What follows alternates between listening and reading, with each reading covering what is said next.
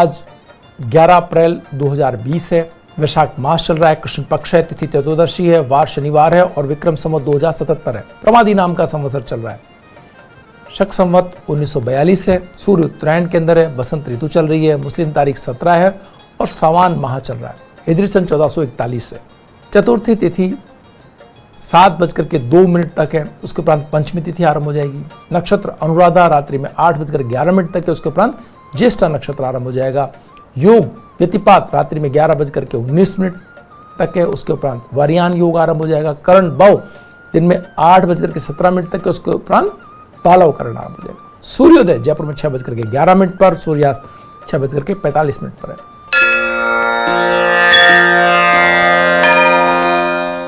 ग्रहों का गोचरण में देखें तो सूर्य मीन राशि में, मंगल मकर राशि में, बुध मीन राशि में, बृहस्पति मकर राशि में, शुक्र वृष राशि में, शनि मकर राशि में, राहु मिथुन राशि में, केतु धनु राशि में और चंद्रमा वृश्चिक राशि के अंदर है।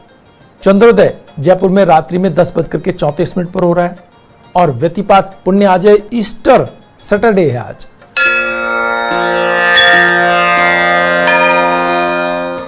शेष चौगड़ियों की बात करें तो शुभ का चौगड़िया 7:45 से 9:19 तक है। चर का चौगड़िया 12:28 से 2:02 तक है और लाभ अमृता चौगड़िया 2:02 से 5:11 तक है। राहु काल वेला दिन में 9 बजे से लेकर के 10:30 तक है। जो लोग राहु काल में शुभ कार्यों को प्रारंभ नहीं करते हैं और यदि कार्य टालना संभव ना हो तो नमकीन पदार्थ का सेवन करके आप कार्य प्रारंभ कर सकते हैं। इससे राहु काल के दुष्प्रभाव में कमी आएगी।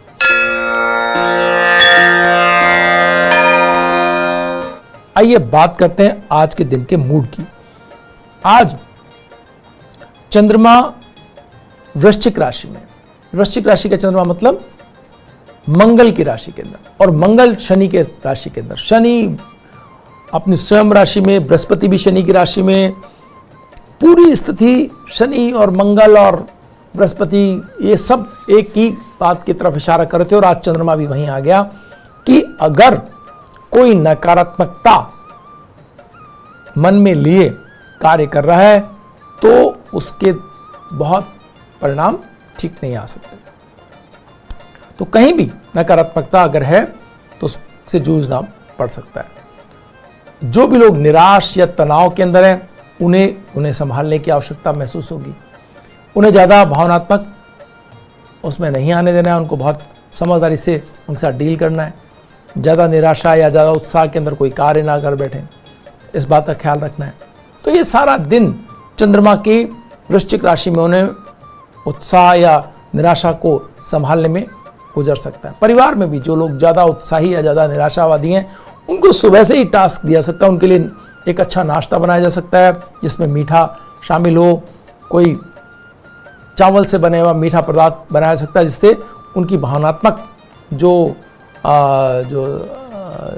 तनाव है उसको वो सुबह सुबह किया हुआ मीठा नाश्ता बहुत ही संभाल करके उनको अपने कार्यों में लगा करके रूटीन कार्यों की तरफ उनको ले जा सकता है। उनसे मेहनत भरे कार्य कराया सकता है। जो भी भावुक लोग हैं, जब कभी भी आप देखें कि इमोशनल लोगों को आप मेहनत भरा कार्य दे देंगे तो उसमें लग जाएंगे। अगर एक बार लग गए तो फिर शाम तक उस कार्य को पूरा करके दे देंगे आपको। तो इस तरह से भावनात्मक तीव्रता के अंदर अगर कोई व्यक्ति कार्य कर रहा है तो उसको करते रहने, उसको छेड़े नहीं, उसकी आलोचना नहीं करे तो वे अच्छा काम आपको करके दे सकता है। तो आज उसका दिन है। आज उन सभी लोगों को जो तनाव के अंदर अगर कोई अपनी कोई अगर अपनी इमोशनल बात कर रहा है, कोई अगर अपनी बात भावुकता से आपको कहना चाहता है तो उसको पूरी बात को सुने, बीच में काटे नहीं और अपनी तरफ से कोई सलाह ना दे। पहले उसको पूरा सुन ले, फिर अपनी तरफ से उनसे पूछें कि आपको कोई इसमें राय चाहिए, मदद चाहिए। वो हाँ, तो अपनी तरफ से बताइए कैसी मदद चाहिए, बताइए क्या करना है। वो जैसी कहे वैसी मदद उपलब्ध कराएं। अपनी तरफ से कोई भी आपका आकलन, कोई सुझाव या बीच में उनकी बात को काटना उनकी भावनात्मक तीव्रता को बढ़ा सकता है। तो बहुत समझदारी से आज के दिन का उपयोग करने की आवश्यकता है। इसके साथ ही सूर्य और बुध का जो साथ है वो बृहस्पति की राशि में बुध एक बहुत महत्वपूर्ण योगकारी स्थिति यहां बना रहा है। इसका आपके आर्थिक क्रियाकलापों पर बहुत असर है कि जिन भी कार्यों को आप करने की तरफ, जो ये दो तरह की स्थितियां होती हैं जो सब लोग जानते हैं कि एक तरफ बहुत उत्साही लोग आर्थिक व्यवस्था को ऊंचा उठाने की कोशिश करते हैं, एकदम निराशावादी लोग होते हैं जो उसको ये सोचते हैं कि इस चीज समस्या कभी खत्म ही नहीं होगी और जो है अब इसको तो जितना खराब कर लिया जाए या इससे जितना लाभ बना लिया जाए उतना है। तो ये दोनों तरफ की स्थितियों में जो लगे हुए लोग हैं वो कैसा सोचते हैं, इस पर आज के दिन का बहुत महत्वपूर्ण दिन रहेगा इकोनॉमिकली आज। क्योंकि निराशा अगर मन में ज़्यादा बढ़ गई तो स्थिति ये हो सकती है कि उन लोगों को ज़्यादा आर्थिक दुश्चिंताएं बढ़ जाएं जो पॉजिटिव की तरफ बढ़ रहे थे, वो उनके लिए निराशावादी लोग बिल्कुल ही जो है तनाव की स्थिति पैदा कर दें। या झूठी आशा या झूठे विश्वास में आप चीज़ों को अति उत्साह की तरफ देखें और फिर बाद में उसका समस्या लें। तो दोनों में से कोई भी एक सिचुएशन यहाँ आपको सहनी पड़ सकती है इकोनॉमी। तो बहुत समझ करके, बहुत स्थिर चित्त, बड़े समझदारी से अपने आर्थिक फैसले लेने का दिन आ जाए। अगर इसमें दाएं बाएं हुई तो उन बड़े लोगों का क्या होगा वो तो अलग बात है। आपके हाथ से आपकी पूंजी ना निकल जाए, वो संकट में ना आ जाए, इसका बेहद आपको ख्याल रखना होगा। वक्त तो चला एक छोटे से ब्रेक का। ब्रेक के बाद फिर हाजिर होंगे। बने रहिए भाग्य में हमारे साथ। ब्रेक के बाद एक बार फिर आपका स्वागत है। आइए बात करते हैं स्वास्थ्य मंत्र में आज की औषधि लहसुन की। मित्रों, लहसुन भरपूर स्वास्थ्यवर्धक और औषधीय गुणों के कारण भारतीय घरों में भोजन में लहसुन का उपयोग हमेशा से किया जाता रहा है। लहसुन दिल के स्वास्थ्य के लिए एक अच्छा आहार माना जाता है। इससे रक्त परिसंचरण में सुधार लाने, कोलेस्ट्रॉल को कम करने और हृदय रोग को रोकने में बहुत मदद मिलती है। तो लहसुन हम देखते भी हैं वैसे कि इसके विभिन्न प्रकार की अलग अलग तरीकों से हमने लहसुन को खाने की व्यवस्था कर रखी है। जनरल कंडीशन में तो लहसुन बहुत स्मेल कर, उसका खाने में उसके जो उसका गंध है वो बहुत तीव्र है। तो इस वजह से बहुत समझदारी से इसका उपयोग किया जाता है। लेकिन फिर भी स्वाद बढ़ाने के लिए जो कार्य लहसुन करता है वो दूसरी चीज़ नहीं करती है। ये धमनियों के सख्त होने की गति को स्वास्थ्य अगर की दृष्टि से देखें तो कितना महत्वपूर्ण ये कार्य है, जो बहुत बाद में कठिन होने पर बहुत बड़ी मुश्किल पैदा करता है। उसमें ये बहुत महत्वपूर्ण रोल निभाता है। वो ये है कि धमनियों के सख्त होने की गति को धीमा कर देता है। ये दिल के दौरे या स्ट्रोक के जोखिम को कम करने में बहुत सहायक हो सकता है अगर नियमित रूप से आप लहसुन का उपयोग कर रहे हैं तो। लहसुन धमनियों को चौड़ा करता है जिससे हाई बीपी नियंत्रित हो जाता है। गठिया एक ऐसी बीमारी है जो आपको जीवन में किसी भी आयु या चरण में प्रभावित कर सकती है। इस स्थिति को पलटा नहीं जा सकता, पर सामान्य जीवन में जीने के लिए निश्चित रूप से इससे लड़ने के कई तरीके हैं, जिसमें गठिया के कारण सूजन और जोड़ों के दर्द को कम करने के लिए अपने नियमित आहार में अगर आप लहसुन शामिल करते हैं तो उसका बड़ा लाभ आप प्राप्त कर सकते हैं। बंद नाक, छींकें आना और आंखों में पानी आने जैसी एलर्जी के लक्षणों में आपको आराम दिलाने और ठीक करने में लहसुन बहुत मददगार होता है। ये सर्दी, जुकाम और फ्लू जैसे विभिन्न प्रकार के कफज रोगों की चिकित्सा में मदद करता है। तो आपके अंदर जो एक आंतरिक ताकत है, रोगों से लड़ने की क्षमता है, उसको बहुत महत्वपूर्ण ढंग से बढ़ाने में लहसुन मदद करता है। हम देखते हैं कि हमारे किचन में विभिन्न प्रकार के तरीकों से हम लहसुन का उपयोग करते हैं। सबसे जो अगर आप डॉक्टर्स की मदद से, जो आयुर्वेदिक डॉक्टर उनकी मदद से या अपने परिवारजन में इसको बात को जान करके अगर आप देखते हैं कि खाली पेट आप एक कली लहसुन की निगल जाते हैं पानी से, जैसा अब हमारे आयुर्वेदिक चिकित्सक बताते हैं, तो उसका बड़ा लाभ आप प्राप्त कर सकते हैं। तो उनसे पूछ करके आप इसको कर सकते हैं। साथ ही साथ भारतीय घरों में जुकाम आदि कफज रोग हो जाने पर लहसुन को भून करके भी खिलाया जाता था। लहसुन में भरपूर फास्फोरस होता है। इस कारण जो लोग नियमित इसका सेवन करते हैं उनकी त्वचा में झुर्रियां नहीं बनती, त्वचा हमेशा चमकती हुई नजर आती है। कितना महत्वपूर्ण ये कार्य हो सकता है, सोचिए आप। इसके अलावा लहसुन में एंटीऑक्सीडेंट गुण होता है। इसमें एंटीबैक्टीरियल और एंटीवायरल गुण होते हैं जो शरीर की बीमारियों से लड़ने में बहुत सक्षमता आपको बढ़ाते हैं, आपके अंदर रोग प्रतिरोधी क्षमता बढ़ाते हैं। इसके अलावा लहसुन अस्थमा और श्वसन संबंधी रोगों में इलाज में अत्यधिक लाभकारी है। यह खांसी में कफ को आसानी से बाहर निकालता है।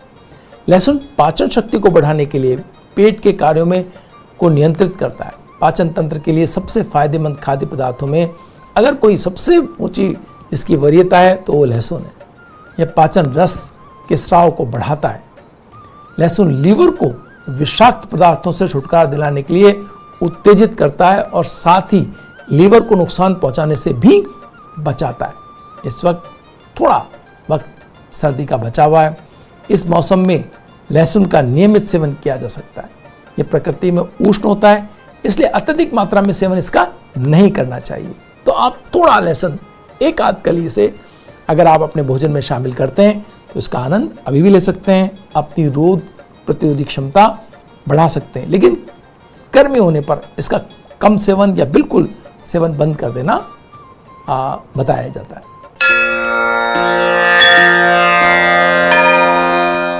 अंकों के आईने में अगर आज के दिन की बात करें तो आज का दिन मूलांक आज के दिन का 1 है और भाग्यांक 8 है।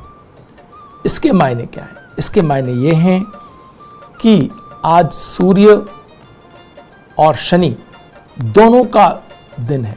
एक तरफ नकारात्मकता अपनी पूरी शक्ति के साथ प्रकृति के अंदर खड़ी है, प्रकृति में अपना न्याय करने के लिए शनि की नकारात्मकता, और दूसरी तरफ उससे भी दुगने जोश से सूर्य की सकारात्मकता खड़ी है।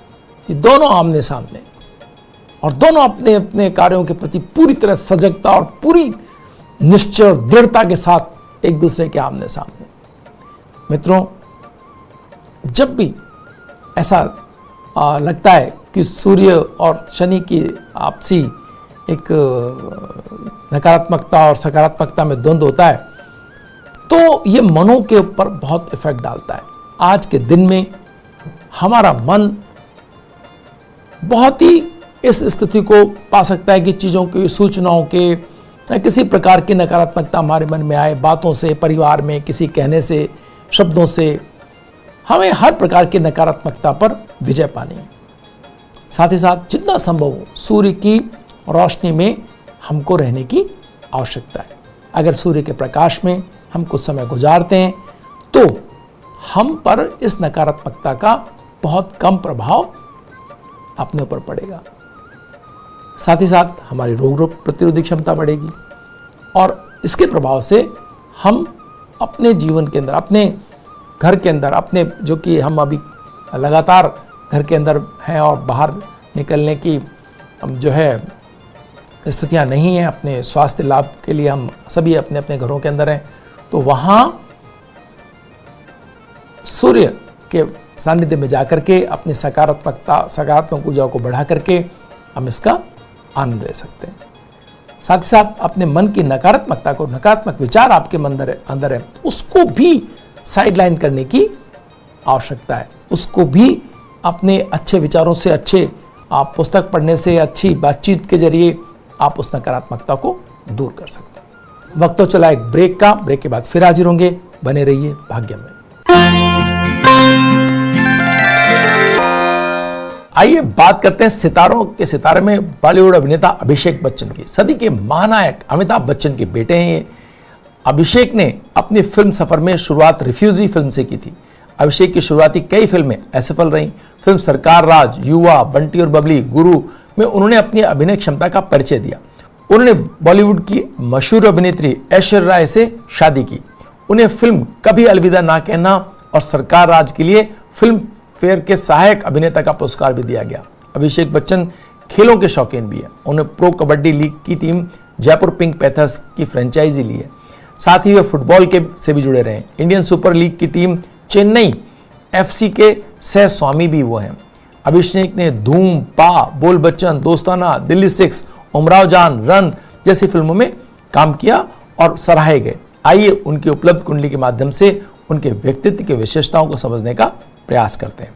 उनकी कुंडली मेष लगन की कुंडली है। मित्रों, जब भी मेष लगन की कुंडली होती है तो हम कहते हैं कि व्यक्ति के अंदर उत्साह बहुत होता है। वो अपने कार्यों को करते रहने के लिए, अपने कार्यों में लगातार जुड़े रहने के लिए जाने जाते हैं। तो यहाँ मेष लगन की कुंडली मंगल द्वितीय स्थान के अंदर केंद्र से बाहर तो जब भी लग्नेश केंद्र से बाहर होता है तो व्यक्ति के कार्यों के परिणाम उसको बहुत धीरे मिलते हैं। और यहां हम उनकी कुंडली के अंदर लगातार ये देखते हैं, वो कार्य बहुत किए, उन्होंने बहुत सारी फिल्में की, लेकिन उनको बहुत ही मुश्किल से सफलता मिली। 13, 14, 15 फिल्मों के बाद उनको पहली सफलता प्राप्त हुई।